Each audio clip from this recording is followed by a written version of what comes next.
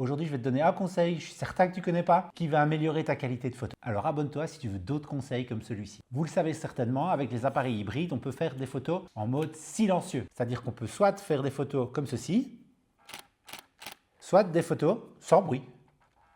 Alors vous avez remarqué que moi je passe d'un à l'autre de manière très rapide. Pourquoi? J'ai personnalisé le bouton AF On pour passer d'un mode silencieux au mode non silencieux. La première raison, c'est pour le reportage. Quand je suis en mariage, qu'il y a un moment un petit peu d'émotion, un moment un petit peu d'intimité, pour ne pas perturber cette petite bulle en faisant des photos clac, clac, clac, clac et que les mariés ou les parents se sentent pris en photo, je shoot en mode silencieux. Ça me permet de gagner en authenticité, de ne pas les embêter, en bref, d'être beaucoup plus discret. Il faut juste faire attention quand on shoot en mode silencieux, c'est qu'il peut y avoir du bending qui apparaît. Ce sont des lignes qui apparaissent sur ton image et c'est très compliqué à retoucher ça en post-production. Donc quand vous avez des lumières artificielles, vérifiez bien qu'il n'y a pas de bending lorsque vous shootez en mode silencieux. La deuxième raison pour laquelle j'ai mis cette personnalisation de commande, c'est lorsque j'utilise ceci. Pour ceux qui ont déjà vu les autres vidéos, c'est un déclencheur de flash. Donc quand je suis en mode silencieux, le flash ne se déclenche pas. Et donc ça me permet de choisir si je shoot avec flash ou sans flash, sans devoir éteindre, allumer, chipoter mon flash, mon déclencheur, etc. En une pression,